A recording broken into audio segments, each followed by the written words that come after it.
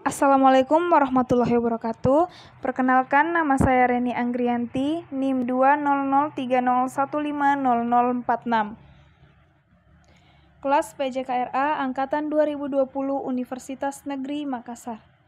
Baiklah, pada kesempatan kali ini saya akan menjelaskan sedikit materi tentang sejarah perkembangan pemikiran falsafah. Sejarah perkembangan ilmu pengetahuan dapat dibagi menjadi 4. Yang pertama yaitu zaman Yunani kuno, kemudian dilanjutkan dengan zaman Islam, zaman Renaissance dan modern, zaman kontemporer. Periode Yunani kuno. Yunani kuno adalah tempat bersejarah di mana semua bangsa memiliki peradaban.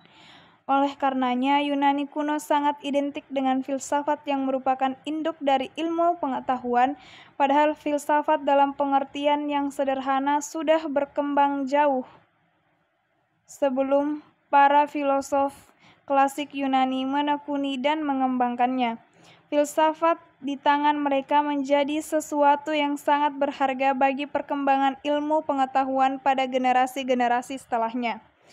Menurut Bertrand Russell, di antara semua sejarah, tak ada yang begitu mencengangkan atau begitu sulit diterangkan selain lahirnya peradaban di Yunani secara mendadak.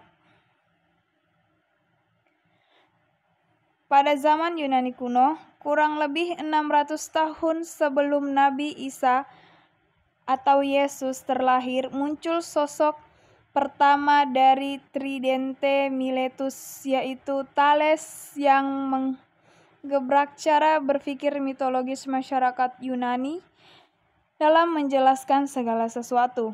Sebagai saudagar filosof, Thales amat gemar melakukan rihlah. Ia bahkan pernah melakukan lawatan ke Mesir. Thales adalah filsuf pertama sebelum masa Socrates. Menurutnya, zat utama yang menjadi dasar segala materi adalah air. Pada masanya, ia menjadi filsuf yang mempertanyakan isi dasar alam.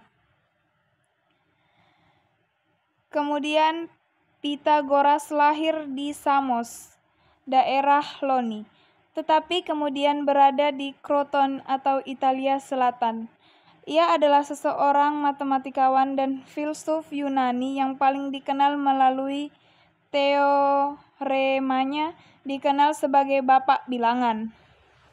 Dan salah satu peninggalan Pythagoras yang terkenal adalah teorema Pythagoras, yang menyatakan bahwa kuadrat hipotenusa dari suatu segitiga siku-siku adalah sama dengan jumlah kuadrat dari kaki-kakinya atau sisi siku-sikunya. Socrates lahir di Athena dan merupakan generasi pertama dari 3 ahli filsafat besar dari Yunani, yaitu Socrates, Plato, dan Aristoteles. Socrates adalah yang mengajar Plato dan Plato pada gilirannya yang mengajar Aristoteles.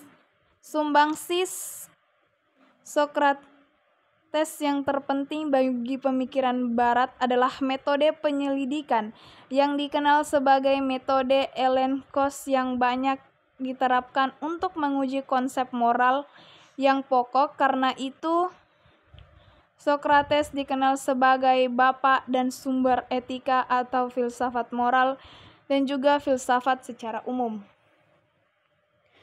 Kemudian Plato, ia adalah murid Socrates dan guru dari Aristoteles. Karyanya yang paling terkenal ialah Republik atau Pliteia, di mana ia menguraikan garis besar pandangannya pada keadaan ideal. Plato yang hidup di awal abad ke-4 sebelum Masehi adalah seorang filsuf elites atau paling tua, yang tulisan-tulisannya masih menghiasi dunia akademisi hingga saat ini. Karyanya Timaeus merupakan karya yang sangat berpengaruh di zaman sebelumnya. Dalam karya ini, ia membuat garis besar suatu kosmogoni yang meliputi teori musik yang ditinjau dari sudut perimbangan dan teori-teori fisika dan fisiologi yang diterima pada saat itu. Kemudian Aristoteles. Aristoteles adalah seorang filsuf Yunani, murid dari Plato, dan guru dari Alexander yang Agung. Ia memberikan kontribusi di bidang metafisika, fisika, etika, politik, ilmu kedokteran, dan ilmu alam. Di bidang ilmu alam, ia merupakan orang pertama yang mengumpulkan dan mengklasifikasikan spesies-spesies biologi secara sistematis. Sementara itu, di bidang politik, Aristoteles percaya bahwa bentuk politik yang ideal adalah gabungan dari bentuk demokrasi dan monarki. Kemudian periode Islam. Tidak terbantahkan bahwa Islam sesungguhnya adalah ajaran yang sangat cinta terhadap ilmu pengetahuan.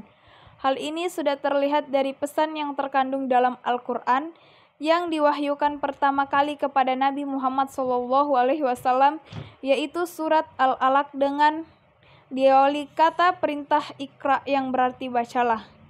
Gairah intelektualitas di dunia Islam ini berkembang pada saat Eropa dan Barat mengalami titik kegelapan. Sebagaimana dikatakan oleh Joseph dalam buku magnum opusnya yang menyatakan adanya great gap dalam sejarah pemikiran ekonomi selama 500 tahun, yaitu masa yang dikenal sebagai Dark Ages. Kemudian selanjutnya yaitu masa Renaissance dan modern.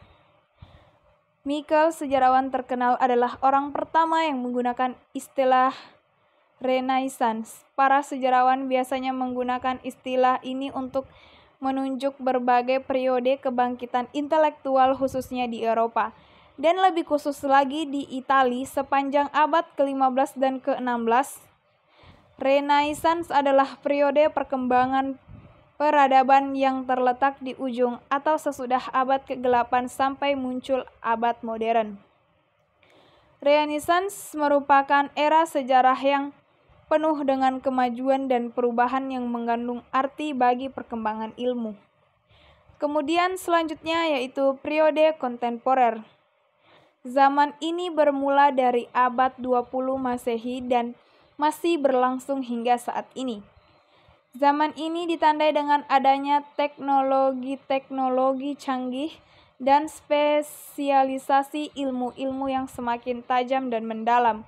Pada zaman ini, bidang fisika menempati kedudukan paling tinggi dan banyak dibicarakan oleh para filsuf. Sebagian besar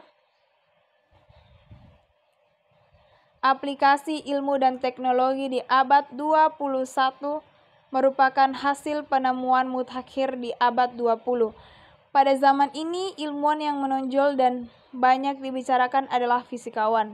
Bidang fisika menjadi titik pusat perkembangan ilmu pada masa ini.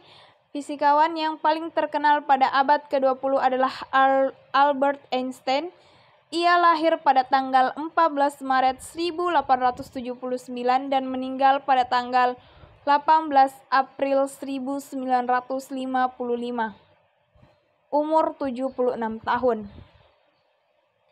Albert Einstein adalah seorang ilmuwan fisika. Dia mengemukakan teori relativitas dan juga banyak menyumbang bagi pengembangan mekanika kuantum, mekanika statik, dan kosmologi. Terima kasih. Lebih dan kurangnya saya mohon maaf. Wabillahi taufiq wal hidayah. Wassalamualaikum warahmatullahi wabarakatuh. Thanks for watching.